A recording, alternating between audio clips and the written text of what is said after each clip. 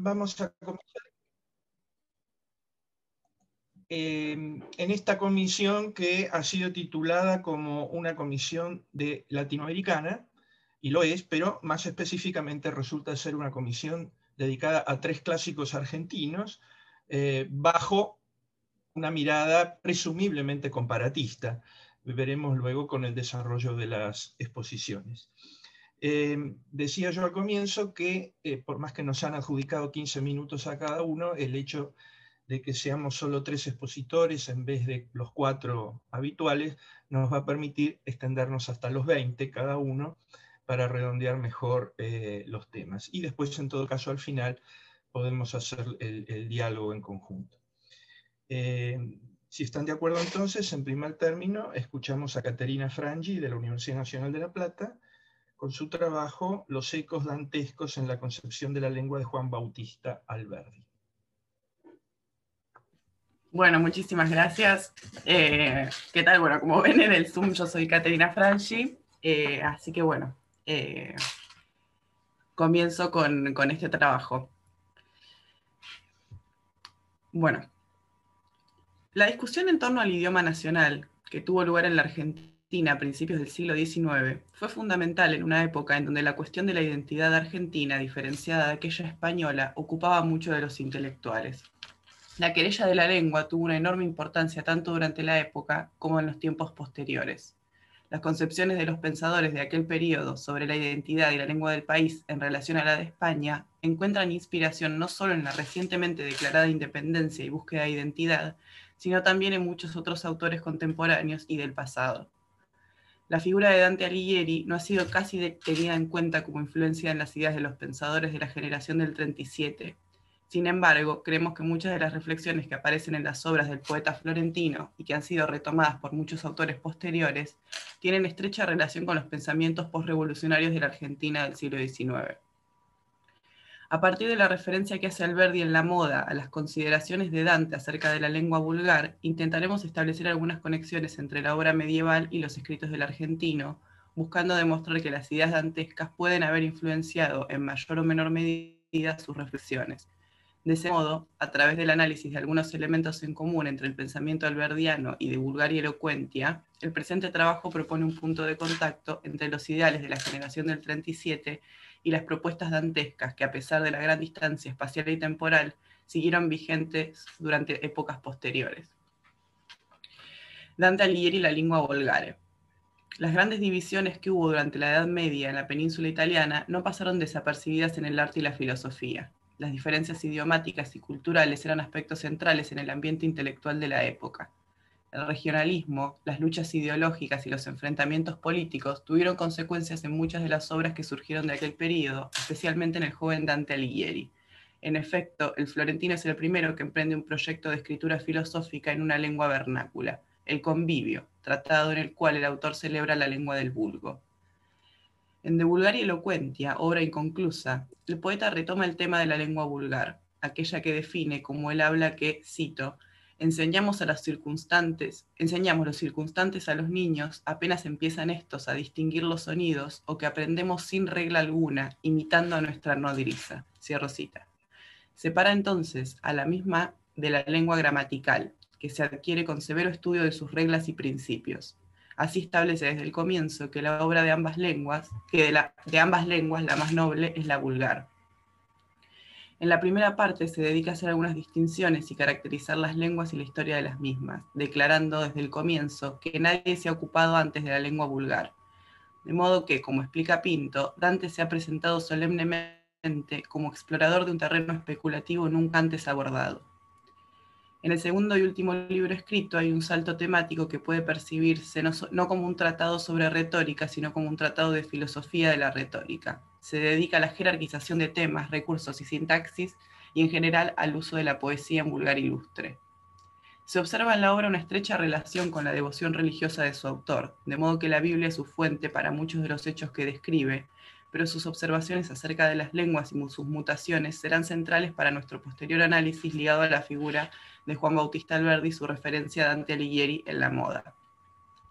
El autor florentino establece la superioridad de la lengua vulgar por sobre la gramatical, debido a que es la primera que usó el ser humano. por ser la que utiliza todo el orbe y por ser natural, mientras establece que la otra es un producto del arte. Es decir, se trata de una especie de artificio del cual Dante, en un gesto de reivindicación de la lengua vulgar, correrá a la vista. Del cual Dante, perdón.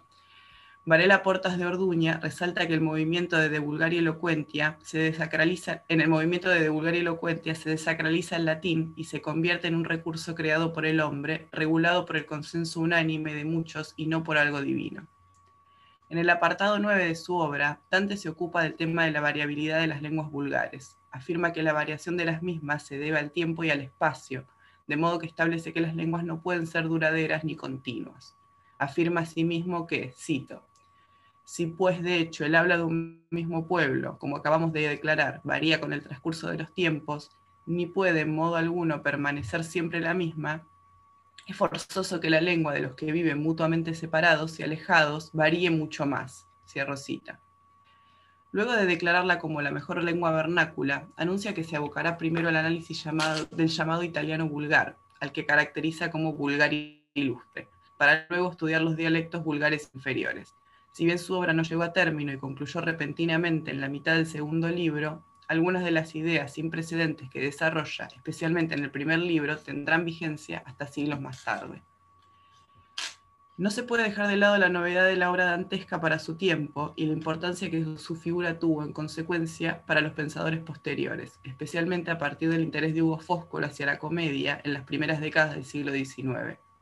Dejando de lado una lectura religiosa del texto o la observación de un posible trabajo previo a la construcción de la comedia, consideramos que algunos de los conceptos como las variaciones de la lengua en el tiempo y el espacio, la importancia de la lengua que hablan las personas en la cotidianidad y la superioridad de una lengua por sobre las demás, tuvieron influencia en los pensamientos de la generación del 37 y, como hemos adelantado, específicamente en la figura de Juan Bautista Alberdi. Alberdi y la querella de la lengua. Cito: que los puristas digan lo que quieran. El pueblo americano no hablará jamás la lengua neta de la España porque el pueblo americano tiene un suelo, sentidos, ideas, necesidad, recuerdos, esperanzas, gobiernos, leyes, costumbres, tradiciones, sentimientos que les son propios y cuyo conjunto forma el espíritu americano, de que la lengua americana quiere ser un fiel reflejo. La querella en torno a la lengua nacional, que continuó durante un siglo, fue un tema central en el XIX, cuando la cuestión de la identidad argentina diferenciada de aquella española ocupaba mucho de los intelectuales. Una identidad correspondiente al tiempo y al espacio presentes era esencial para un futuro desvinculado de aquel pasado colonial. Además, como destaca Alfón, cito, para la nueva generación de Mayo, España solo tenía para ofrecer costumbres medievales, políticas monárquicas y gramáticos casticistas, autorizados únicamente en Madrid para enseñar a hablar correcto a los americanos. Cierro cita. La figura de Juan Bautista Alberdi fue central en esas discusiones acerca de la lengua de los argentinos que tuvieron lugar poco después de la independencia de España. Ya en fragmento preliminar al estudio del derecho se pueden ver atisbos de sus ideas sobre la emancipación de los argentinos. Cito: es pues ya tiempo de comenzar la conquista de una conciencia nacional, por la aplicación de nuestra razón naciente a todas las fases de nuestra vida nacional, que cuando por este medio hayamos arribado a la conciencia de lo que es nuestro y deba quedar, y de lo que es exótico y deba proscribirse, entonces sí que habremos dado un inmenso paso de emancipación y desarrollo, porque no hay verdadera emancipación mientras se está bajo el dominio del ejemplo extraño, bajo la autoridad de las formas exóticas. Cierro cita.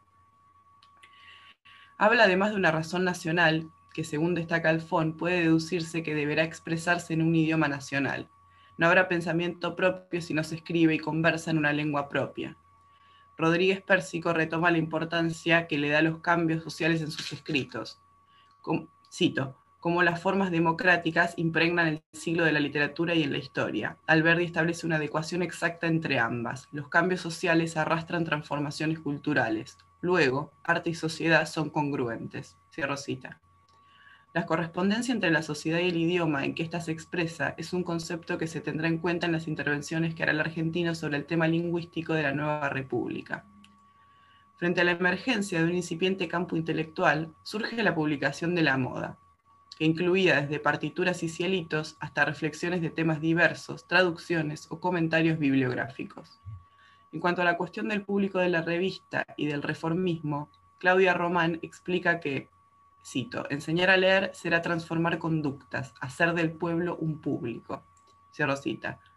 Las publicaciones semanales intentan, a partir de sus distintos recursos y temas, construir ese público durante los meses de su publicación. Buscan describir y a la vez modelar las costumbres culturales de la época, estableciendo un público juvenil culto que, como mencionamos anteriormente, tenía acceso a la literatura, la música y la política.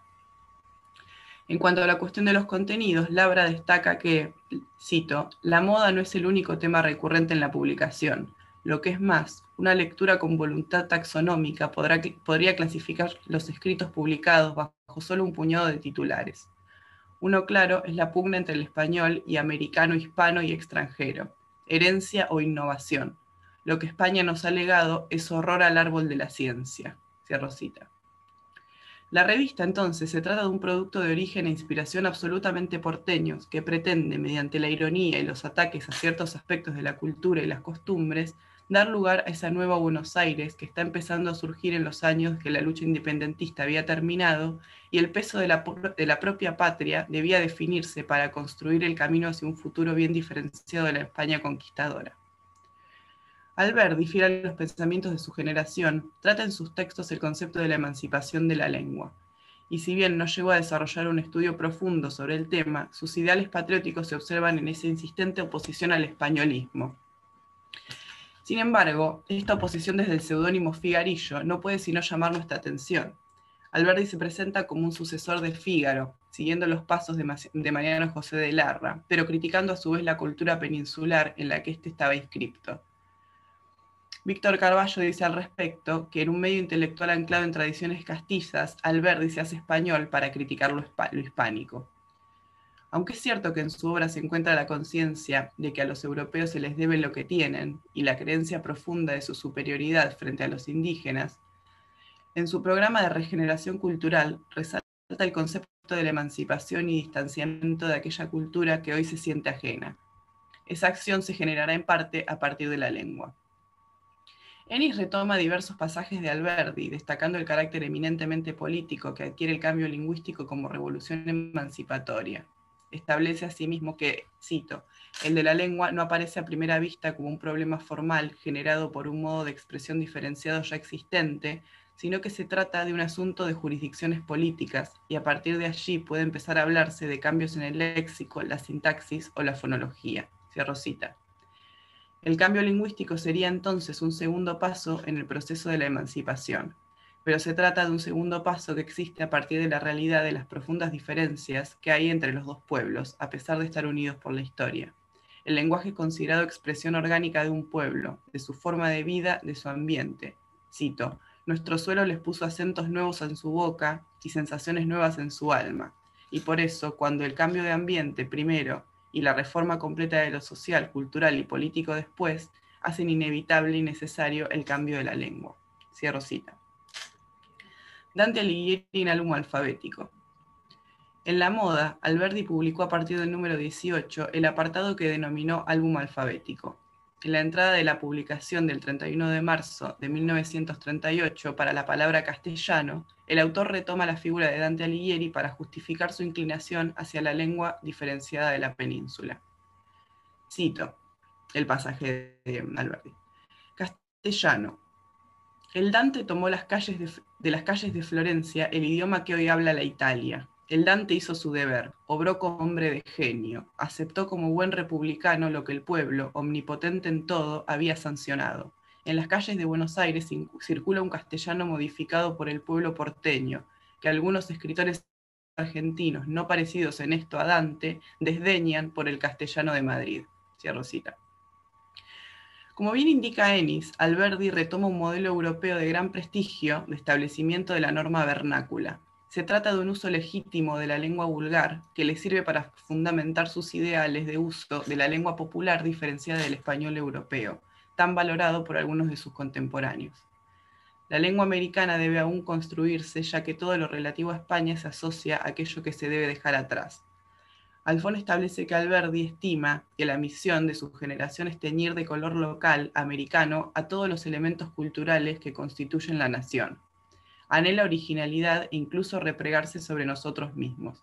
clama depurar nuestro espíritu de todo color postizo, de todo traje prestado, de toda parodia, de todo servilismo. Alberdi propone que la existencia misma de la Argentina ya es de una naturaleza distintiva que lo diferencia de otras entidades. Cito: la lengua de un pueblo es el reflejo de su historia, gobierno, clima, costumbres y carácter. Cierro cita. Es así que con un pensamiento similar al que Dante Alighieri expresa en De Vulgaria Eloquentia, propone que a dos tiempos y espacios diferentes corresponden distintas culturas e idiomas. Sin embargo, lejos de rechazar o negar aquellas culturas, en la moda se encuentran entradas de una gran variedad de temas y de referencias provenientes de países europeos. En el boletín musical del número 3, por ejemplo, se habla de la historia de la música en Italia. Por otro lado, en el número 5, publicación en la cual explica su seudónimo Figarillo, se copia un discurso métrico pronunciado sobre la tumba de Larra. En el número 14 encontramos referencia a la revista de los dos mundos, a Francia y a la música secular y eclesiástica de Italia. Estas menciones a la cultura europea funcionan junto a las entradas profundamente patrióticas de lo argentino, en un gesto que, lejos de cualquier necedad, admite la profunda influencia del viejo continente en la cultura argentina en formación. La referencia al florentino podría sorprender un poco si se tiene en cuenta el gran peso que Alberdi le ha otorgado a Francia como modelo de república, en oposición a España. Sin embargo, tanto por la presencia de Europa en la moda que hemos mencionado anteriormente, como por la cercanía de las ideas dantescas a las del argentino, creemos que la referencia no es fortuita ni se debe únicamente a una cita de autoridad, sino que hay una identificación un poco más profunda entre el fenómeno de separación idiomática de Argentina y España y el de la reivindicación de la lengua vulgar por Dante Alighieri. En primer lugar, se trata del reconocimiento de una identidad que está por fuera de la cultura hegemónica y de la bestialidad española. En el caso de Alberdi, no se debe olvidar que se escribe por y desde una nueva nación alejada del epicentro peninsular. Es una identidad que corresponde no solo al lugar subordinado en relación con España, sino a un pasado que se busca dejar atrás. En el caso de Dante se trata también de una hegemonía lingüística que tiene que ver con el pasado y la universalidad del mismo en relación con el papel de una lengua subyacente. Ninguna de las dos figuras reniega totalmente y de manera tajante con el pasado. Alberdi escribe de literatura española, mientras Dante sigue de Eloquentia en latín. Sin embargo, ambos muestran un camino hacia el futuro, una bifurcación de dos idiomas con usos distintos. Es así que Alberdi establece en la entrada de su álbum alfabético, que cito: una juventud independiente y árida de progreso acaba de comprender que el castellano de Madrid no será jamás el castellano de Buenos Aires. Pueblos tan diferentes no podrán hablar un mismo idioma. Cierro cita. Por lo tanto, si bien la voz de autoridad que aparece en este apartado de la moda es útil para interpelar a las partes de la población más reticentes al cambio o a las ideas de la generación del 37, no debemos olvidar que el Gacetín Semanal de los Sábados se propone como una mirada alternativa a las figuras hegemónicas que regían del pasado, no solo en cuanto al idioma, sino también en lo que respecta a otros aspectos de la cultura. De modo similar a Dante Alighieri en su obra sobre la lengua, hay también una separación entre la lengua del arte y de la práctica, la de la sociedad en movimiento. La de la lengua y la práctica, la de la sociedad en movimiento. La defensa y búsqueda de validez de lo actual, tanto en oposición a lo extranjero como en correspondencia con él, forman partes de ambas propuestas. De ese modo, encontramos desde el primer número del Gacetín Semanal la conciencia de que la actualidad es una reformulación de lo anterior y a su vez un intento de alejamiento permanente. Alfón establece que quizás Alberdi no hubiera puesto tanto énfasis en el divorcio con España si ella no se la representara como el despotismo, el atraso y la brutalidad. Los dos autores tratados realizan a su modo un gesto de quiebre y de proposición de una superioridad de las lenguas de las que se ocuparán. Del mismo modo en que Dante le adjudica al italiano vulgar la perfección, Alberdi se lo adjudica al francés y a ese español en potencia que propone. Retomando los escritos satíricos, Barbón Rodríguez destaca que las limitaciones que conoce el español tienen remedio, se pueden salvar sin dificultad. Todo está, no en conocerlo bien, sino en acercarse al francés, lengua capaz de lograr la perfección expresiva. Mientras Alberdi plantea un acercamiento a la lengua de Francia y promueve que se corra al español americano hacia otro lugar alejado del peninsular, Dante se ocupa de una lengua vulgar que ya existe, pero frente a la cual se encuentra realizando una propuesta reivindicativa. Es en las obras como Vita Nuova y La Comedia que lleva a la práctica el uso de esa lengua que ha proclamado hasta entonces como superior. Las ideas patrióticas que condujeron al pensamiento de Alberdi han dejado una huella tan profunda dentro de los estudios lingüísticos de Argentina que su figura no puede en modo alguno dejarse de lado. Sus intervenciones sobre el lenguaje, que fueron desarrolladas tanto en la moda como en diferentes publicaciones, están compuestas por propuestas, análisis, separaciones, referencias y a veces contradicciones. A su vez, Dante Alighieri trata en De Vulgaria Elocuentia sobre ideas que muy posiblemente Alberdi, con su vasto conocimiento sobre temas europeos y referencias a Italia y al mismo Florentino, conociera e incluso identificara como similares. A modo de conclusión, podemos afirmar que tanto Dante Alighieri como Juan Bautista Alberdi encontramos una tendencia política importante y a su vez una tendencia social. No se excluye a la lengua de su contexto geográfico e histórico, sino que por el contrario se plantea una nueva concepción de la misma en estrecha relación con la sociedad que la utiliza, sin perder de vista el pasado. A su vez, es posible que el nuevo interés del romanticismo por el poeta florentino no haya pasado desapercibido para los intelectuales de la época.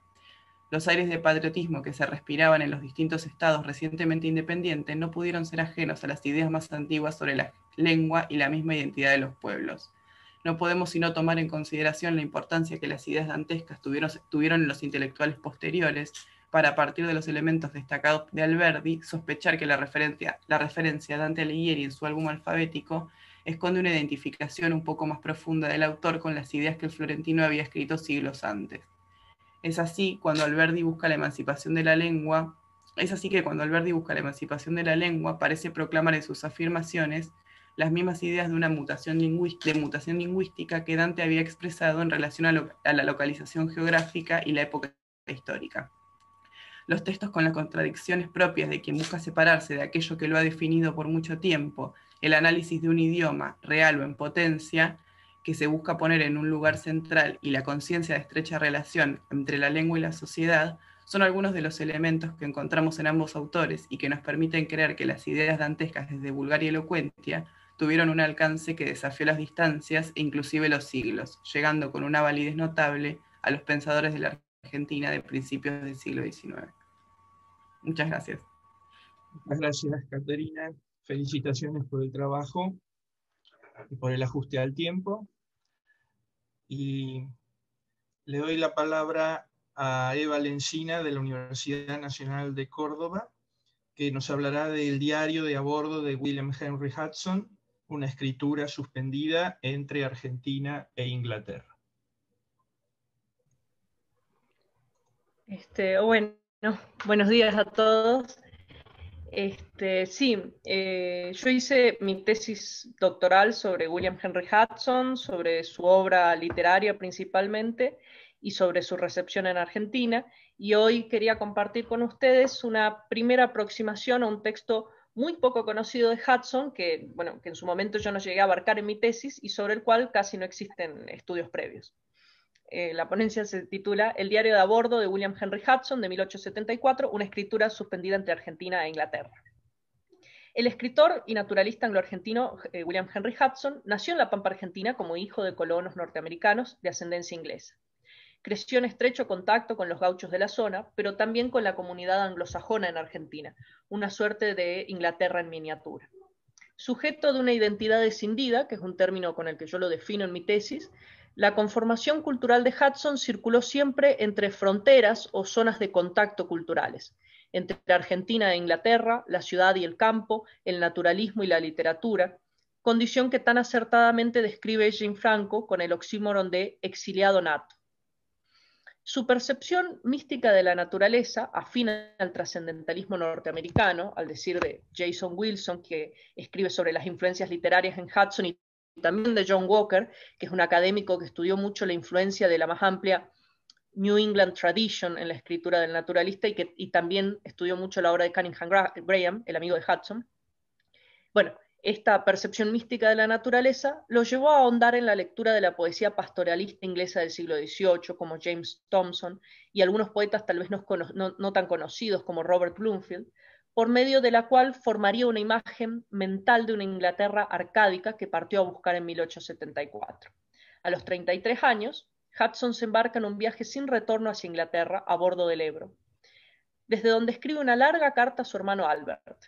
Este texto, entre la escritura epistolar, el relato de viajes y el diario de a bordo, merece ser explorado como una pieza clave en el cisma identitario hudsoniano por su condición de escritura vital, donde la experiencia coincide con el momento de la enunciación, un rasgo poco frecuente en la obra de Hudson más allá de su correspondencia, que se desarrolla en un no lugar o zona de frontera por excelencia, el momento en que Hudson está suspendido entre Argentina e Inglaterra, el pasado y el futuro, atravesando el Atlántico. Interesa entonces leer este texto temprano de Hudson como inevitable predecesor de su posterior escritura literaria, que llegará solo 10 años después, y buscar allí la estética de lo que vino luego. La autobiografía de Hudson, Far Away and Long Ago, publicada en 1918 cuando el autor promediaba las 8 décadas de vida, termina de manera un poco abrupta, podría decirse. Pero no podemos culparlo, después de todo, está anunciado desde el subtítulo, A History of My Early Life. Hudson concluye el relato al llegar al año 1874, cuando a los 33 años abandona Buenos Aires hacia Londres. En el último capítulo de su autobiografía, menciona casi al pasar una anécdota bastante significativa, la última escena en orden cronológico con que nos presenta. Y cito a Hudson: de cualquier modo, nunca tuve un confidente ni anhelé tenerlo. Al respecto, recuerdo las últimas palabras que me dirigió mi hermano menor, el ser más querido sobre la tierra y con quien había sido más íntimo que con cualquier otra persona. Encontrábase mi hermano despidiéndome a bordo del barco que había de conducirme al home, como insistía en llamar a Inglaterra para diversión suya, y cuando nos habíamos estrechado finalmente las manos y dándonos el último adiós, él pronunció las siguientes palabras: de todas las personas que he conocido, tú eres la única que no conozco. Fin de cita. Se trata de Hudson tan solo 2 semanas antes de comenzar a escribir su diario de a bordo, dedicado a este mismo hermano Albert. El hermano de Hudson le dice esto justo antes de su partida. Hudson se va a encontrar su otra mitad, la parte de su identidad que lo hace hasta ese momento inexpresable, que lo tiene mirando a lontananza y alejado simbólicamente de su familia. Frente a su hermano, Hudson insiste en referirse a Inglaterra como home, un hogar que nunca compartieron, que es solo suyo. Como nota Jason Wilson, Hudson construyó una imagen de Inglaterra durante sus años en Argentina a través de ciertos autores que sirven de materia prima. Los poetas pastoralistas se cuentan entre estas fuentes, pero también, como dice Wilson, y cito, un hombre que le ayudó a Hudson en su lucha por llegar a ser escritor fue Gilbert White, autor de La historia natural de Selborne, de 1789, epítome de su Inglaterra soñada. Fue el diálogo con White el que le abrió a Hudson el mundo literario, pero lo esencial es que Hudson leyó las notas de White acerca de su parroquia durante su adolescencia, mucho antes de embarcarse hacia Inglaterra, anticipándose a su Inglaterra soñada. Fin de cita. Esa imagen que funda un anhelo, luego no coincidirá de todo con la experiencia in situ. En la semiosis personal de Hudson, el objeto inmediato, el signo, no coincide necesariamente con el dinámico, la realidad en sí misma, o más bien el objeto exterior al signo, tal vez porque su construcción del significante fue previa a la verdadera semiosis, al estar allí, y porque se basaba en una campiña imaginaria, pero Hudson terminó viviendo en la ciudad. De allí surgen las saudades de Hudson por Argentina. Que Hudson llame a Inglaterra home causa cierta gracia a su hermano, tal vez incluso escepticismo. El para diversión suya deja entrever que quizá el viaje del autor fue percibido por su familia como una excentricidad. Más allá de lo que opinaron, en 1874 Hudson se iba a casa a cumplir sus sueños en una tierra anhelada. Y sin embargo, cuando en su vejez rememora sus años en Argentina, le confiesa a Morley Roberts, su amigo y su primer biógrafo. Cito a Hudson en Morley Roberts. Perhaps I may say that my life ended when I left South America. Fin de cita. Esta frase de Hudson tal vez no figure en su propia obra, pero resulta central para comprenderla. Manifiesta de forma tajante el cisma identitario del autor, metafóricamente encarnado por el Atlántico que atraviesa durante su diario de a bordo. Antes del viaje quedan la libertad y la experiencia. Con su nueva vida comenzarán una reclusión en la pobreza de Londres y la escritura, a través de la cual viven con constante rememoración del pasado. Ana Inés Larre Borges considera que este último capítulo de Far Away resulta teatral, en oposición a la escritura tal vez más auténtica e inmediata que encontramos en el diario de a bordo, nunca intervenido por el Hudson escritor, pues seguramente nunca planeó verla publicada. Recordemos que, de hecho, el naturalista quemó gran parte de su correspondencia tiempo antes de morir, en un intento por preservar su intimidad. La carta de su hermano, o la carta a su hermano, es la versión más doméstica que tenemos de Hudson. Desde cierto punto de vista, la carta a bordo del Ebro es el último capítulo de Far Away, el capítulo perdido de la autobiografía que, sin embargo, conferiría a la historia un final aún más abierto. También podría pensarse que, o bien se trata del último capítulo de Far Away, o del primer capítulo de una segunda autobiografía, una con la que solo podemos soñar, pero que cubriría los comienzos de Hudson en Inglaterra, sus años de pobreza en la Londres victoriana. Tal vez no sería el Hudson que conocemos, al que relacionamos siempre con escenarios rurales y relatos cargados del lirismo de la naturaleza, sino que sería un Hudson sufrido, encajonado en la ciudad, un Hudson que podemos entrever en obras como Ralph Hearn, acerca de un médico inglés que llega a Buenos Aires durante la epidemia de 1871, y Fan, The Story of a Young Girl's Life, acerca de una desafortunada muchacha que vive en Londres, novelas muy poco leídas en la recepción original en Argentina, y que por ende no formaron parte de la imagen de Hudson que tenemos acá. Hudson realizó la travesía de un mes a bordo de un vapor llamado Ebro, y si bien el viaje propiamente dicho tuvo lugar entre el 1 de abril y el 3 de mayo de 1874, el diario abarca el periodo comprendido entre el 14 de abril y el 8 de mayo, durante el cual escribe una larga carta que cuenta de 10 entradas, dirigida a su hermano Albert, quien fuera a despedirlo a bordo del barco. El diario de a bordo se publicó por primera vez en su inglés original en 1958. Tuvimos que esperar casi 60 años hasta que fue traducido al castellano por Virginia Brown y Ana Inés Larre Borges para la editorial uruguaya Calicanto en 2017. Larre Borges también incluye un estudio preliminar que resulta tan exhaustivo como imprescindible. En su diario, Hudson menciona rumores supuestamente infundados de un brote de fiebre amarilla a bordo, que luego probarán ser ciertos cuando un pasajero brasileño caiga enfermo y fallezca. Este era un tema de actualidad en la época. Hacía tan solo 3 años que Buenos Aires había superado la peor epidemia de su historia. Y aunque Hudson tuvo la fortuna de no estar presente en la ciudad, de hecho se encontraba en la Patagonia en un viaje que luego nos será referido en Idle Days in Patagonia, años después se imaginaría con lujo de detalle los acontecimientos en su novela Ralph Hearn, de 1888, donde un médico, protagonista alter egoico de identidad escindida, llega desde Londres a Buenos Aires y se entrega al servicio de los porteños enfermos, ganándose finalmente la aprobación social y el amor de la joven Lettis. El tono ligeramente más satírico de esta obra, temprana en la producción de Hudson, coincide hasta cierto punto con el empleado en la carta, aunque disten casi 15 años entre ambas. Recordemos que Hudson escribía mucho basándose en notas que había tomado in situ, y ahora pensemos en el latoso Wendover y en el ridículo Dr. Connery. Recupero ese costado poco conocido de Hudson, el satírico dickensiano, mejor observado en Fan, aunque en esta obra prevalezca un cierto dramatismo trágico. En la mayoría de sus obras, las descripciones de personajes y tipos humanos corren más por la veta de la meditación sabia. Sin embargo, en la carta de a bordo, en Fan y en Ralph Hearn, se aprecia un costado acaso más caricaturesco. En sus burlas, dirigidas solo a ojos de su familia más cercana, encontramos esa beta dickensiana de descripción de caracteres, distinta de la beta reflexiva, solemne y lírica, que dominará la mayor parte de su narrativa. Y pensamos inevitablemente en la biblioteca infantil de Hudson y en su tutor, Mr. Trigg, leyendo Dickens a los niños de la familia y dotando a la interpretación de voces y mohínes para cada personaje, como nos es narrado en Far Away. Durante el viaje, Hudson se encuentra suspendido en un estado de medianería existencial y menciona su ansiedad entre la falta de naturaleza y la anticipación por llegar a Inglaterra. Una vez en Southampton, no puede esperar a explorar la campiña, pues ese es el objeto de su anhelo, lo que construyó con la imaginación durante años de lecturas. Es la naturaleza la que tiene mayor significación para Hudson, al contrario de esa literatura donde los personajes vuelven significativo un paisaje urbano al recorrerlo. En Hudson la cartografía humana se traza sobre la naturaleza.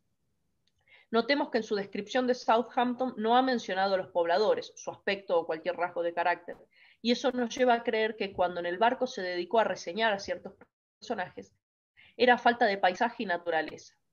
Hudson solamente mira a las personas cuando está encerrado. En el barco dijo, y cito, «No hay pájaros, nada que valga la pena aparecen en el enorme mar en blanco». Fin de cita. Ya en Southampton, Hudson se encuentra temprano con el completo desconocimiento de los ingleses acerca de Argentina y Sudamérica.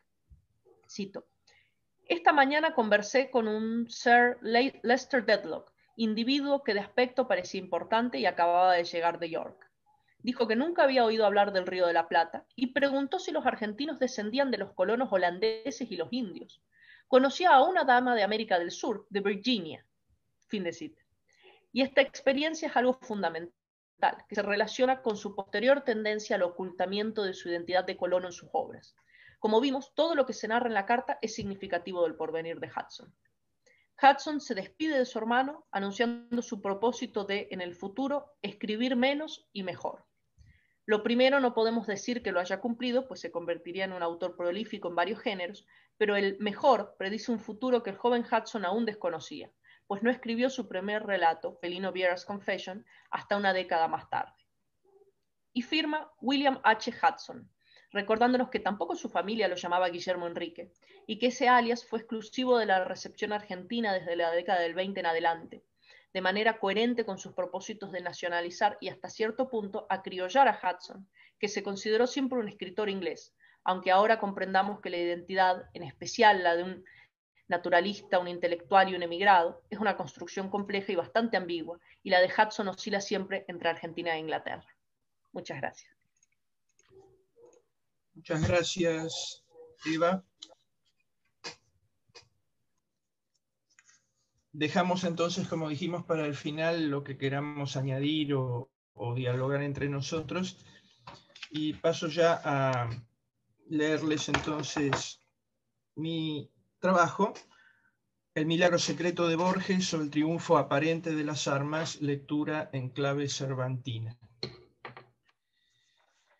El milagro secreto, incluido en ficciones y publicado por primera vez en la revista Sur en febrero del 43, cuando la Segunda Guerra Mundial se hallaba aún en lo peor de su paroxismo, trata de la extraña muerte de una de las víctimas de esta bárbara contienda, el intelectual y escritor judío Jaromír Hladik, a quien los nazis condenan a morir fusilado en Praga poco después de ocupar esta ciudad en 1939.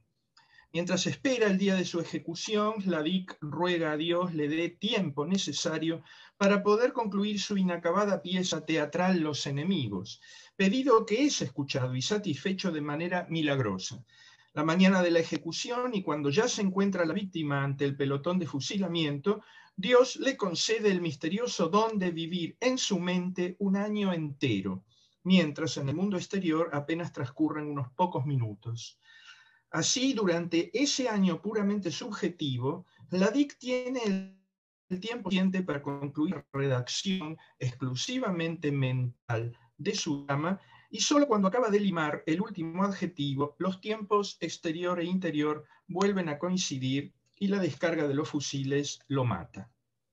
La crítica ha abordado tradicionalmente este relato como un ejemplo más de los juegos de Borges con el tiempo, como uno más entre sus intentos ensayísticos o ficcionales de negar o relativizar la existencia del tiempo, o al menos de un solo y único tiempo lineal y uniforme.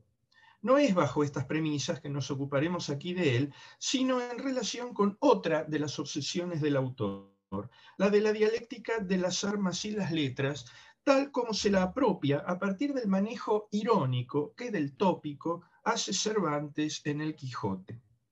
Los choques entre facticidad y discursividad, vida activa y vida contemplativa, nostalgia militar y destino literario, realidad y texto, mundo exterior y biblioteca, cuchillos y libros, que se abordan como problema y se esgrimen como autorrepresentación a lo largo de toda la obra de Borges, radican ya in nuce en el venerable topos mencionado, que se inicia con el mismo Homero y que postula a las armas y a las letras como opuestos no contradictorios sino complementarios, conforme a la visión totalizadora de la vida humana en cuanto a unión y colaboración de lo activo y lo contemplativo, lo físico y lo espiritual, el hacer y el saber, la fuerza y la astucia, la voluntad y el entendimiento. La solución de Cervantes, hija de esta larga tradición, parece en apariencia alejarse de la visión integradora y ecuánime de las armas y las letras para consagrar una neta primacía de las primeras, de las armas, sobre las segundas en la voz de Don Quijote. Pero en rigor, todo su abordaje del tópico está tamizado por la ironía. Tras refutar a quienes sostienen la superioridad de las letras en su condición espiritual, y afirmar que el espíritu interviene tanto en la labor del letrado cuanto en la del soldado, Don Quijote razona de la siguiente manera. Siendo pues ansí que las armas requieren espíritu como las letras, vemos ahora cuál de los dos espíritus, el del letrado o el del guerrero, trabaja más. Y esto se vendrá a conocer por el fin y paradero a que cada uno se encamina, porque aquella intención se ha de estimar en más que tiene por objeto más noble fin. Es el fin y paradero de las letras, y no hablo ahora de las divinas, que tienen por blanco llevar y encaminar las almas al cielo, que a un fin tan sin fin como este ningún otro se le puede igualar. Hablo de las letras humanas, que es su fin poner en su punto la justicia distributiva y dar a cada uno lo que es suyo, entender y hacer que las buenas leyes se guarden. Por fin, por cierto, generoso y alto y digno de grande alabanza, pero no de tanta como merece aquel a que las armas atienden, las cuales tienen por objeto y fin la paz, que es el mayor bien que los hombres pueden desear en esta vida. Con admirable prestidigitación retórica, sin fundarlo ni arguirlo, Don Quijote nos ha escamoteado, casi sin que lo advirtiéramos, el 90% de las letras. Primeramente al dejar de lado las divinas o teológicas, y enseguida al dejar de lado todas aquellas de entre las humanas, poéticas, filosóficas, históricas, científicas y un largo etcétera, que no correspondan al discurso jurídico o a la ciencia del derecho, lo cual se infiere de su postulación de la justicia distributiva como único fin de las letras. Así planteadas las cosas, la conclusión de su razonamiento es irreprochable. Nadie puede negar que la paz es un mayor y más noble fin que la justicia, puesto que la justicia misma es un medio para la obtención de la paz. Nadie puede rechazar tampoco en el contexto mental y cultural que condiciona el sistema de valores de Don Quijote, que la paz es el fin propio de la guerra, pues se trata de un acerto contenido en todos los tratados de arte militar y de caballería de la Edad Media. Si las letras restringen su finalidad solamente al derecho y a la justicia, y si el derecho y la justicia son apenas un medio para el logro de la paz, que es el fin propio de la guerra de las armas, la superioridad de estas sobre las letras, meramente jurídicas, está fuera de toda duda. Pero la radiante y triunfante conclusión argumentativa de Don Quijote, a la vez que entraña un sofisma por lo infundado de la exclusión de las letras divinas y de las letras humanas no jurídicas, entraña también una enorme ironía, ya que para hacer triunfar a las armas sobre las letras en la secular compulsa, nuestro hidalgo no se ha servido de las armas, sino de esas mismas letras que minusvalora. No ha impuesto la superioridad de las armas mediante un combate judicial o juicio de Dios, esto es, mediante un hecho de armas, como haría un caballero, sino las ha impuesto mediante un habilísimo ejercicio de retórica, mediante un hecho del discurso, de cabales letras, tal como lo haría un jurista o un escolástico. Y es que Don Quijote cree ser y quiere ser un caballero, un hombre de armas, pero bien sabemos que no lo es. Y bien sabemos también que su entera ilusión caballeresca y su pretendida condición de caballero no son otra cosa que la proyección y extensión de sus lecturas, esto es, la proyección y extensión de su condición de hombre de letras en cuanto lector creativo. Las mejores armas de Don Quijote son las palabras que dice y que ha leído y que repite y relabora, y no los viejos y enmohecidos morrión y espada que rescató de sus bisabuelos. Es mediante sus diestros discursos y no mediante sus inhábiles estocadas que Don Quijote puede ganar algo. Es más capaz por ello de convencer con razones que de vencer con golpes. Su caballería es una locura, pero su habla y su diálogo, salvo en lo tocante a su monomanía caballeresca, son discretos y atinados. En síntesis, Don Quijote fracasa como héroe, pero triunfa como poeta y filósofo. No obtiene lo que ha deseado y obrado, pero no carece por completo de logros. Solo que logra mucho más hablando que obrando. Su mismo obrar, incluso sus mismas armas, su caballería, en cuanto productos de su lectura creativa, son todos ellos artefactos meramente discursivos, lingüísticos, verbales. En la literatura de ficción hallan su modelo y su principio, y mediante un acto de lectura alucinado cobran intencionalidad e ilusoria realidad. En Don Quijote, el ser caballero es una mera extensión o consecuencia de su ser lector. Y su modo de ser lector es, por creativo, una manifestación ágrafa de su ser escritor. Con plena conciencia de esta paradoja, Cervantes coloca a su héroe en el trance de discernir entre armas y letras, sabiendo que su voluntad lo inclina del lado de las primeras, pero que su realidad lo ubica plenamente en la esfera de las segundas. Al hacerlo discursear y no guerrear, para sostener la primacía de las armas, al mostrárnoslo como dialéctico antes que como espadachín a la hora de atestiguar su verdad y de zanjar la disputa, nos da otra prueba de su estilo y su propósito irónicos.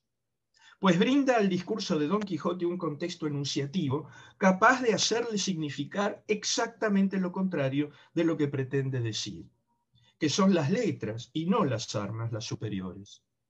Pues hasta para imponer a estas resultan necesarias aquellas. Las letras pueden bastarse a sí mismas, se autopostulan. En cambio, las armas deben por fuerza recurrir a las letras, sometérseles en orden a su legitimación si quieren sentar sus derechos. Cuanto más quiere Don Quijote enaltecer a las armas, más enaltece a las letras. Cuanto más quiere mostrarse caballero, más se manifiesta poeta y orador. Y más ratifica que su caballería no es otra cosa que una mera construcción poética y verbal. En cierto modo, puede decirse ya que en el discurso de Don Quijote, la forma en que las letras han triunfado, asordinada y escondidamente en su compulsa con las armas, ha constituido un hecho secreto, pues ni siquiera quien les ha conferido tal victoria en su discurso lo ha advertido. Don Quijote no se da cuenta de la ironía de la que es portador. En el cuento de Borges, la condición secreta y discreta de la superioridad de las letras sobre las armas se intensifica hasta devenir inclusive no ya secreta sino milagrosa. Porque ¿en qué consiste el milagro aludido en el título del cuento?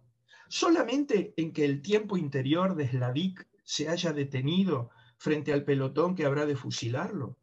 ¿O acaso en que ese pobre hombre de letra fusilado, caído ante las armas asesinas de los nazis, sea en verdad el secreto vencedor, y que su obra de teatro apenas mental, al detener la consumación fáctica de ese fusilamiento, sea en rigor triunfa sola, quien la domina postergándola, condicionándola, manipulándola en sus ritmos?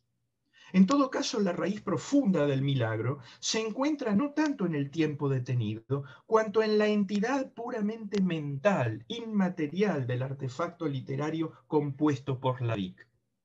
La literatura así reducida a su esencia, que prescinde por completo de toda realización física exterior, sonora o gráfica, se revela no a pesar de ello, sino precisamente por ello, como más poderosa y real, como más existente que la mera materialidad de las armas, que la entidad brutalmente física de los fusiles. El tiempo detenido no es entonces el milagro, sino el primer efecto del milagro o su instrumento para el efecto final. Esto es, el medio del que se sirve la inmaterialidad de las letras para derrotar a la inmaterialidad de las armas. El tiempo y el espacio son el reino del universo físico, del mundo exterior, pero allí donde estos no se verifican, allí donde solo hay conceptualidad y representaciones mentales, ni tiempo ni espacio conservan vigencia. El milagro consiste entonces en la imposición de las condiciones propias de la realidad intemporal e inespacial del espíritu a la temporalidad y a la espacialidad propias de la physis. Se trata de un tributo de Borges a su siempre cortejado platonismo. Ahora bien, en el tópico tradicional y aún en su reformulación cervantina, según hemos visto, armas y letras son igualmente nobles y espirituales. Ambas persiguen propósitos lícitos y éticos, y solo se trata de distinguirlas en orden a su relativa prelación, esto es, en orden a si sus respectivos objetos, la paz y la justicia, constituyen un fin último como la primera o un fin intermedio como la segunda, mas sin poner en duda que ambas son legítimas y elevadas. Borges, al contrario, opera en su cuento una reorganización axiológica de armas y letras, por la cual conserva para las segundas la identificación con la justicia. El escritor Hladic, en tal sentido, es una encarnación clara del justo sufriente, del inocente perseguido. Pero arrebata a las primeras la identificación con la paz. Las armas nazis, por definición, no son ya el instrumento de la paz y del bien, sino de la guerra como fin último, del mal más radical que pueda concebirse en términos humanos, de la negación y la refutación más explícitas y sistemáticas de toda paz. Pero la impronta quijotesca del relato se advierte, ante todo, en el planteo irónico de la dicotomía que lo sustenta. En ambos textos, en efecto, se postula un triunfo aparente de las armas, una victoria engañosa que denuncia una derrota por parte de las letras. Cervantes y Borges apuntan a un mismo tipo de superioridad irónica y por lo tanto irreal de las armas. Ya hemos visto de qué manera obra la ironía en el discurso mediante el cual Don Quijote defiende y argumenta la primacía de las armas, toda vez que al postularla mediante un discurso y no mediante un combate, al adoptar las tácticas propias de la palabra y del debate y no las de la batalla, sanciona de hecho la necesidad que las armas tienen de las letras, la subordinación que por fuerza las somete a estas, para poder reclamar y sostener su propia dignidad. En el caso del cuento de Borges, el planteo irónico surge también a partir de una real subordinación de las armas a las letras, pese a la apariencia de un mayor poder fáctico de las primeras sobre las segundas. Así como Don Quijote depende de las letras para sancionar la superioridad de las armas, las balas de los nazis dependen de la conclusión de la obra teatral de Hladic para llegar finalmente al cuerpo de éste y matarlo. Aparentemente esas balas son más poderosas que el literato a quien asesinan, pero bien miradas las cosas, es éste quien les impone los tiempos y las condiciones de tal poder efectivo. Sin el fiat de Hladic, sin el consummatum est de su obra, finalmente acabada y corregida en su mente, las balas no llegarían jamás a impactar en su pecho. Sin el consentimiento de las letras, las armas no tendrían efectividad alguna. Y de hecho no la tienen en el tiempo de su propia facticidad, sino en el tiempo dilatado y diferido que las letras instauran desde su propia órbita mental. Es por imperio de las letras que las se ponen en pausa. Es por las letras que el tiempo exterior se pliega a los dictados del tiempo interior, que la historia se somete al pensamiento y los hechos a la literatura. Los disparos de las armas nazis, por lo tanto, no doblegan al literato Hladic, sino al contrario, resultan doblegados por el discurso de éste. Se pliegan a las letras de su mente todopoderosa. La afirmación fáctica de lo que se narra en el cuento viene así desmentida por una ironía subyacente. Las armas matan empíricamente a Hladic, pero las letras de Hladic matan metafísicamente a esas mismas armas, al subordinar a su mandato su efectividad y posibilidad.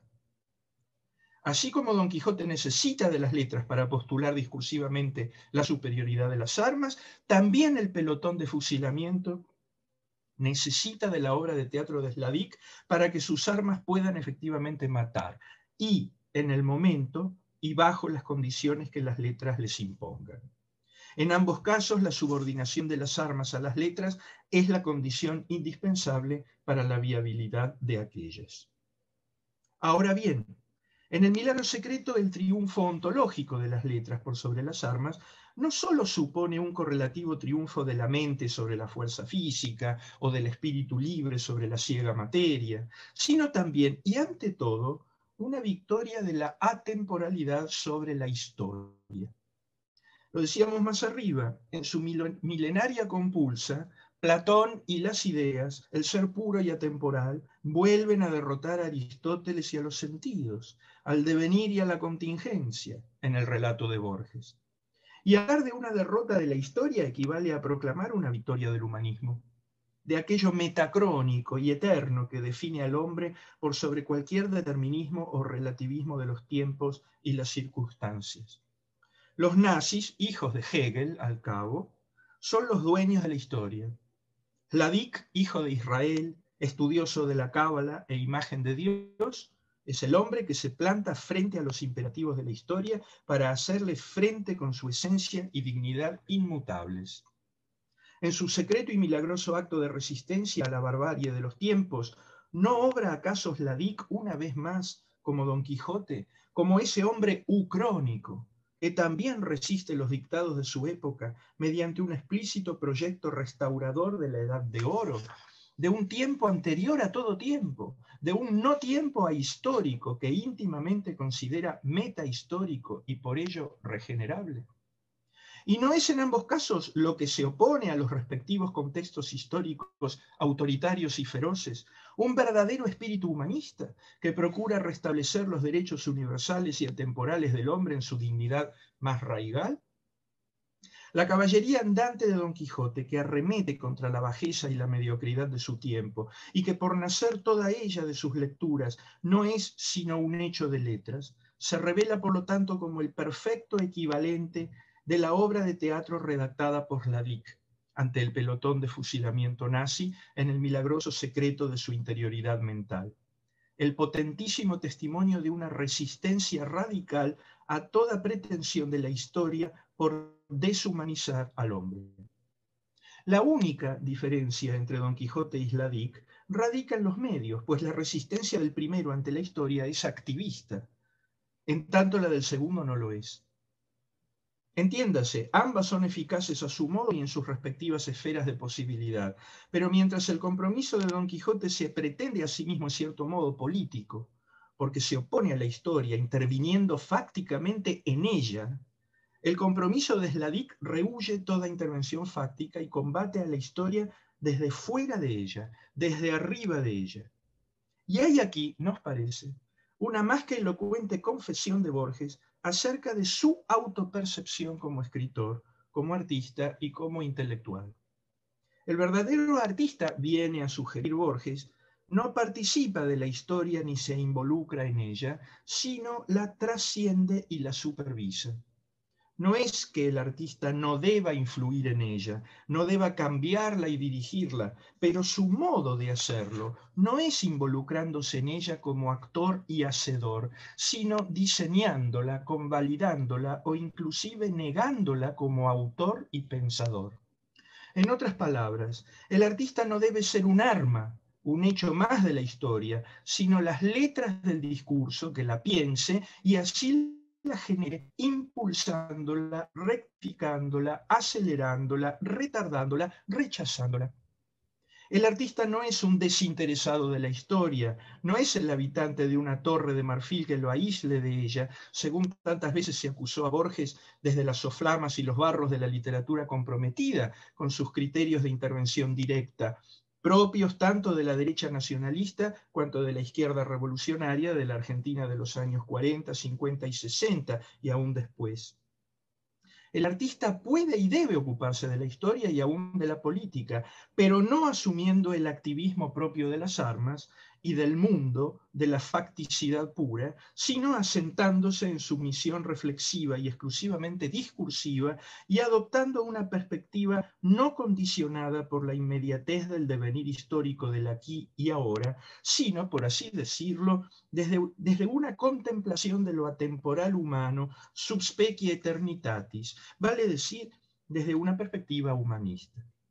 Es esta, nos parece, la raíz profunda del a menudo denunciado cosmopolitismo de Borges, que en rigor no es tal, sino un cabal universalismo que no desdeña, como de sobra sabemos, el interés por lo argentino profundo, sino lo integra y esencializa en un humanismo trascendental.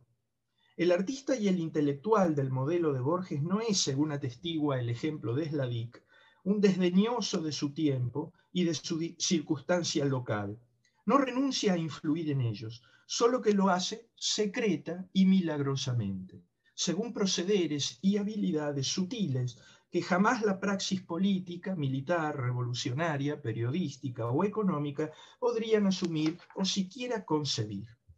El artista y el intelectual deben intervenir en la historia sin que nadie lo advierta, moviendo sus hilos, podría decirse, igual que Dios o el destino mueven los del cosmos. El verdadero compromiso artístico, literario, no es el de la militancia activa, sino el de una observancia contemplativa que, sin ejecutar como agente los hechos de la historia, los manipule como secreto demiurgo, encauzándolos, demorándolos, apresurándolos, dándoles o quitándoles contenido, desatándolos incluso misteriosamente, o aboliéndolos mediante el decreto de su radical inanidad. En El milagro secreto, la literatura puramente mental de Slavic demora los ritmos cronológicos de una historia y hace que al cabo, cuando ésta se cumple, sus efectos sean otros muy distintos de los buscados, pues quien en rigor muere ante las balas del Tercer Reich no es exactamente la misma persona que el Tercer Reich quería matar. No es ya el traductor del Sefer Yetzirah, el ensayista de vindicación de la eternidad o el filólogo estudioso de las fuentes judías indirectas de Jacob Böhme. No es ya un mero intérprete o indagador teórico de textos ajenos, sino por fin lo que siempre buscó ser, un creador de mundos ficcionales, el anhelado autor de la tragedia Los enemigos. El jerarca nazi Julius Rote había simplemente querido matar al traductor de textos cabalísticos. A quien finalmente mata es al dramaturgo y creador de mundos posibles. Si de algún modo existo, ruega Slavic a Dios, existo como autor de Los enemigos. Para llevar a término ese drama que puede justificarme y justificarte, requiero un año más. Otórgame esos días.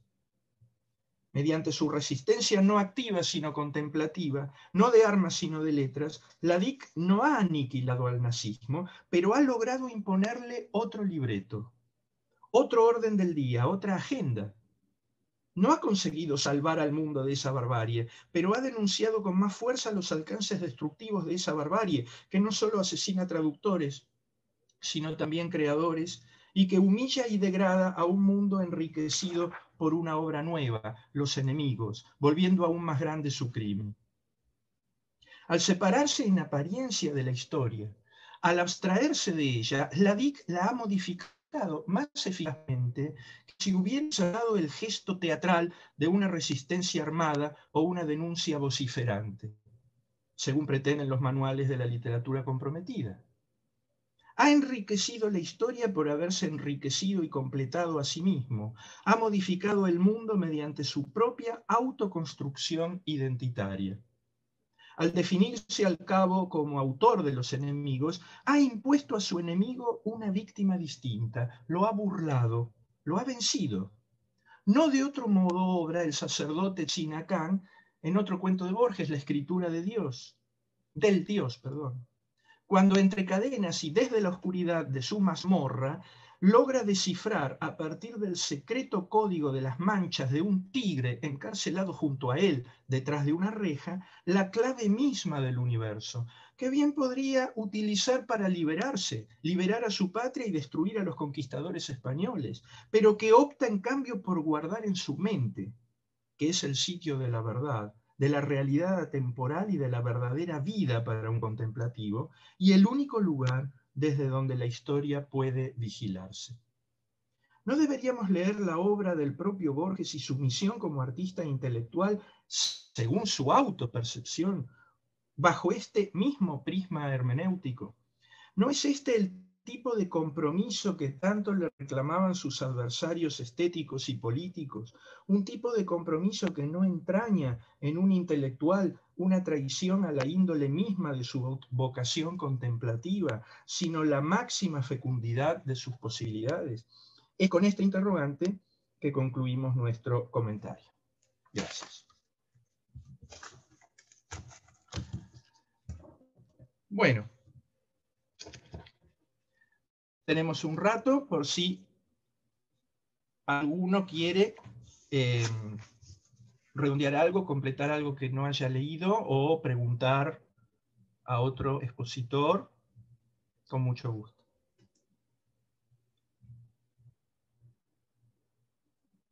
Sí, Eva. Sí, hola.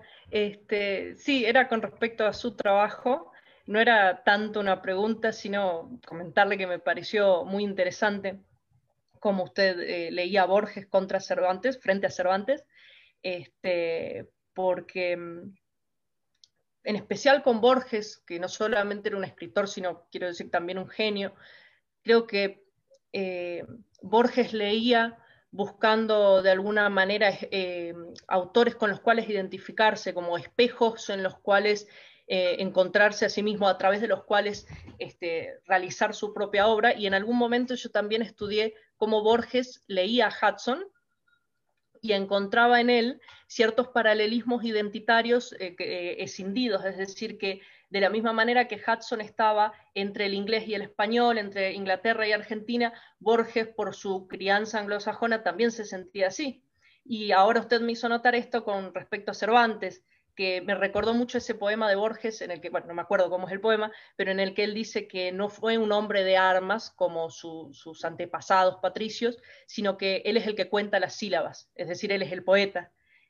El que cuenta las sílabas, claro, exactamente. Sí, exactamente. Y así pensé también que Cervantes de la misma manera es una suerte de soldado fallido por Lepanto que después se realiza como poeta. Entonces me llamó mucho la atención eso. Y una segunda cosa que también estaba pensando es que el cuento que usted analiza es uno de mis favoritos de Borges, pero que cuando yo lo leí la primera vez me parecía obviamente maravilloso que solamente el protagonista tenga el secreto, sepa eso, pero que a la vez sea verdadero. Pero yo lo leía porque pensando mucho en Ambrose Bierce y en un cuento de Ambrose Bierce que se llama, creo, An Occurrence at Old Creek Bridge, un episodio en el sobre el puente del Búho en el que un soldado de la guerra civil está a punto de ser fusilado y antes de morir se imagina un final feliz en el que él escapa y se reúne con su familia. Y después uno se da cuenta, perdón por la ruina del cuento, que no era cierto, que se abre los ojos y es fusilado. Y entonces yo tenía entendido que Borges había tomado esa idea de base y después había escrito El Milagro Secreto, pero ahora por lo que usted dice lo hace mucho más interesante, porque entonces en esos momentos de imaginación Borges puso las letras y así convierte todo eso, junta Cervantes y Ambrose Bierce, en algo que es perfectamente borgiano, ¿no? No, lo que vos mencionás de Bierce es total, lo menciona, la crítica, eso Sí, es algo sí. estudiado, y una cosa no desmiente la otra, porque la idea del cuento tranquilamente puede haber surgido de Bierce, pero Borges se la apropia incardinándola en sus propias obsesiones y en su propio sistema de representaciones imaginarias, y ahí es donde entran estos paralelos curiosos con otros escritores. El que vos señalabas sobre Hudson es riquísimo, porque en cierto modo Hudson realiza la utopía que Borges habría querido realizar, quizá.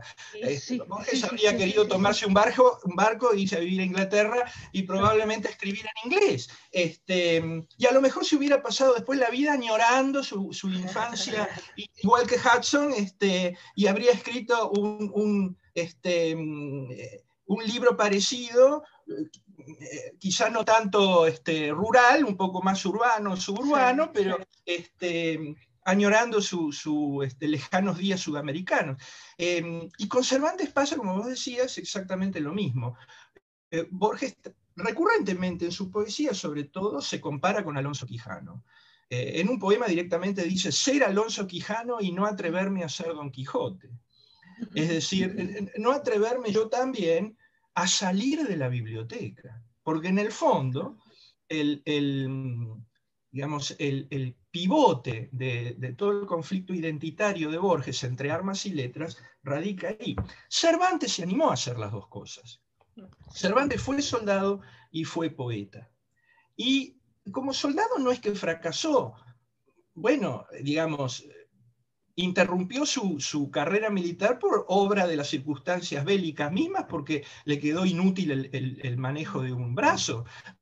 Pero en Lepanto se distinguió mucho y recibió cartas de recomendación muy elogiosas, que justamente después fueron utilizadas por los captores argelinos para pedir un rescate que la familia pobre nunca iba a poder juntar, porque creían que era un personaje importante, a juzgar por los elogios que había en esas cartas de su desempeño como soldado, ¿no? Es decir, Borges hubiera querido eso en el fondo, ¿no? Ser como Cervantes, o por lo menos como Don Quijote, que aunque de manera imaginaria, ridícula, intentó salir de la biblioteca. Él nunca se animó. Y esa especie de prisión interior que él sentía en su biblioteca, la traslada y la sublima en personajes como el Sladik del Milagro Secreto o el sacerdote Sinacán de la Escritura del Dios. Veamos que son siempre ambientes opresivos, cerrados, carcelados, son cárceles, celdas, mazmorras, o la misma mente, digamos, sin proyección exterior. Pero sin embargo, ambos, ahí adentro, como él en su biblioteca, sin salir de ahí, logran sublimar esa prisión, logran de alguna manera reconvertirla en algo todopoderoso, ¿no? Es la venganza del intelectual. El intelectual pobre, ¿qué va a hacer? Cuando sale al mundo es como el albatros de Baudelaire, ¿no? Sus alas gigantes le impiden caminar. Entonces, el intelectual se venga de esa manera, construyéndose mundos interiores poderosos que influyen y derrotan al mundo exterior. Y a veces lo logran. Eso es lo extraordinario. Porque la metáfora de Sladik nos puede parecer un hecho de literatura fantástica, y lo es, obviamente, pero lo que significa no, lo que significa ha ocurrido a lo largo de la historia, ¿no? Todos conocemos intelectuales absolutamente contemplativos que simplemente escribiendo algún pequeño librito han cambiado el curso de la historia. Y eso es lo que me parece a mí que Borges está postulando acá como eje semántico de su texto, ¿no?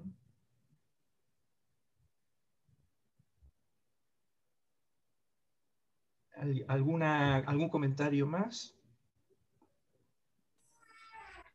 Yo solo que también los tres estuvieron muy interesantes y muy divertidos. Realmente no me esperaba eso, pero me gustó mucho escucharlos a los tres. Quería saber si pensaba cuando escuchaba lo de Hudson y todo sobre cómo se sentía inglés. Había leído en algún momento antes alguien que decía que nunca se había sentido absolutamente argentino.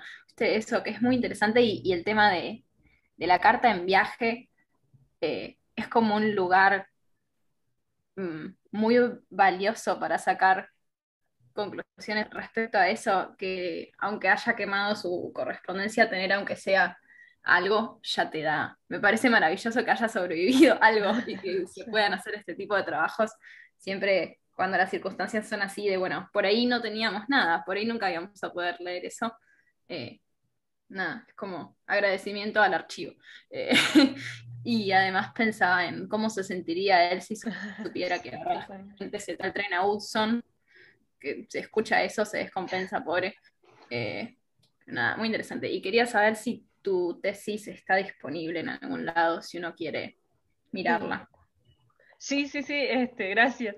De hecho, creo que está, estoy preparándola para subirla al repositorio ahora de la ONC, pero creo que está disponible una versión previa en una página nueva que se llama hudsonculturalnatural.com, que es la página del museo Hudson, y ahí están subiendo trabajos, un trabajo mío, pero trabajos de muchos académicos que hayan estudiado, que hayan hablado de Hudson, y una serie de cortos también de intelectuales que recuperan ahora su voz porque se están cumpliendo el centenario de su muerte. Bien, muchas gracias. Pero sí, está muy bueno también todo lo que decís. A mí se me ocurre relacionar los trabajos de Eva y de Caterina en torno del problema de la lengua, evidente, ¿no? Porque en el fondo lo que exponía o expuso Caterina en relación con Alberdi, es decir, la construcción de una lengua argentina como correlato necesario para una identidad argentina, tiene que ver con el núcleo mismo de la actividad literaria de Hudson. Es decir, Hudson es argentino de nacimiento y sin embargo, y de crianza y de vida durante unas cuantas décadas, ¿no?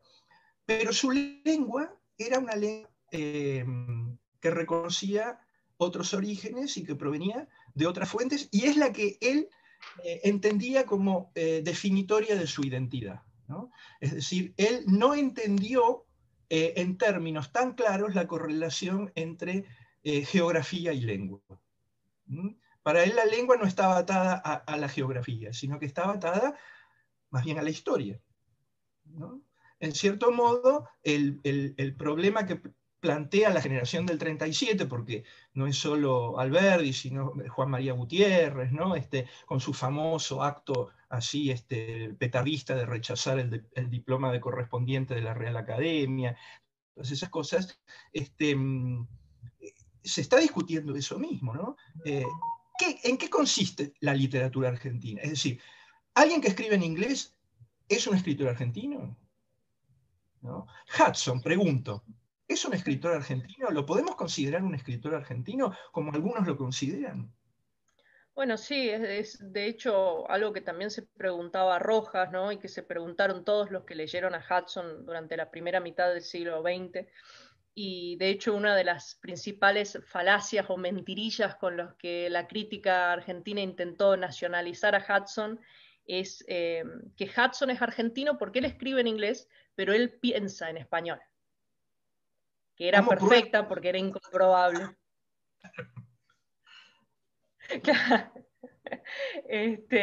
Y de hecho uno podría llegar a... Con ese criterio, entonces, Victoria Ocampo es una escritora francesa. Exactamente, sí.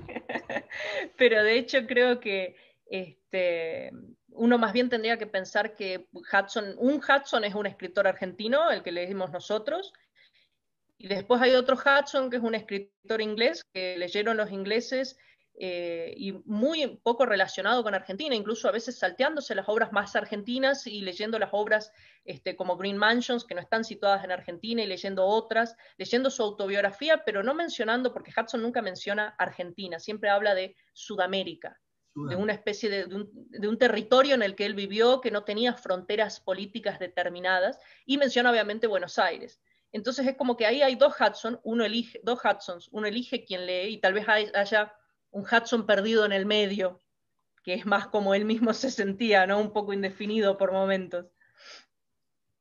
No, y después incluso vos lo señalaste, esa operatoria que puede parecer ingenua, pero que en general es más propia de españoles que de argentinos. Acá Alberdi protestaría de traducirle el nombre propio, ¿no? Esa costumbre es típica de los españoles. En general acá en la Argentina no hacemos eso. No decimos Guillermo Shakespeare, como decían exactamente, sí. Las abominables traducciones españolas que había cuando yo era chico en mi casa, ¿no? Nosotros no, pero con Hudson, claro, era una manera de... Bueno, de hecho, una de las primeras traducciones al español de Hudson, si bien es acriollada, y perdón, pero es espantosa de leer, hoy es intragable, fue hecha por un español. Así que habría que ver si no viene la costumbre desde ahí, ¿no? Tal vez él fue el primero que dijo Guillermo Enrique y todos después lo siguieron porque les vino bastante bien, ¿no? Y eso sería muy creíble porque esa costumbre es muy española, ¿no? Sí, exactamente, es totalmente cierto. Tienden a castellanizar los nombres propios y a castellanizar la fonética de los apellidos incluso. Sí. Día de hoy, y no es que no sepan cómo se pronuncia en inglés o en francés, sino que es un hábito que tienen. Sí, exactamente. Y a nosotros eso nos choca, ¿no? Cuando un amigo español nos habla de la obra de Poe, nos da como un electroshock, pero es habitual, ¿no?